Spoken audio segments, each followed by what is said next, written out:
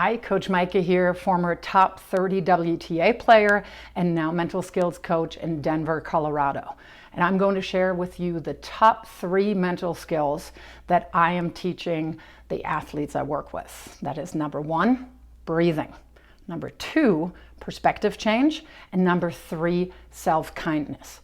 So let's start with breathing. When we feel that we're under stress, humans react with certain symptoms, mentally and physically. So physically, that could be you're tightening up, your heart starts to race, and your breathing becomes really rapid and shallow.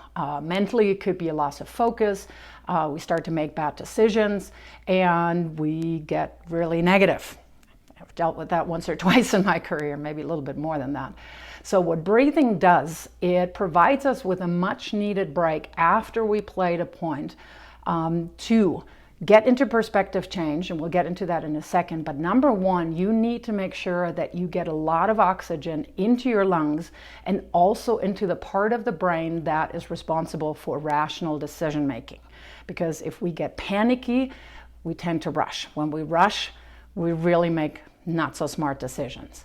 So that was number 1, deep breathing. Number 2, perspective change. And simply what that means is reframing negative thoughts. And I've had plenty of those while I was playing. And it went anything from my forehand is terrible, I can't serve, I'm not going to win anything if I'm playing like this.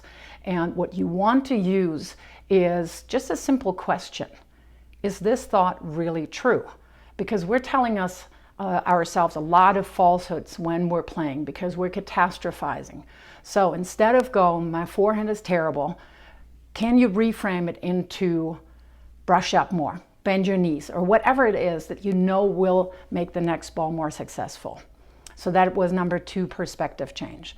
Number 3 is self-kindness. And I know I get raised eyebrows with that all the time, but we are so brutal to ourselves when we're out there in our self-talk and our judgment of ourselves that we need to be our own best friends. And the way that I try to help my athletes with in that way is to ask them, do you give yourself as much credit as you tear yourself down when you miss a ball? And usually the answer is, no, I should be making those balls. Why should I celebrate them? Well, you have a 50-50% chance on every single ball that you hit that you make it or you don't make it. So dig out some kindness for yourself when you're making good shots, when you're hitting good balls. And even if they're just the regular shots that we think we should make, give yourself some credit and just release all this negativity if you can and all this judgment. So go out there, be a little kinder to yourself. And in closing, I do have to say, had I known these skills and had I deliberately practiced them and continue to practice them on a regular basis, I would have enjoyed my career a lot more, and I bet you I would have been a lot more successful. So allocate about 10-15 minutes a day to working on your breathing, checking your own thoughts, and then of course also working on your self-kindness.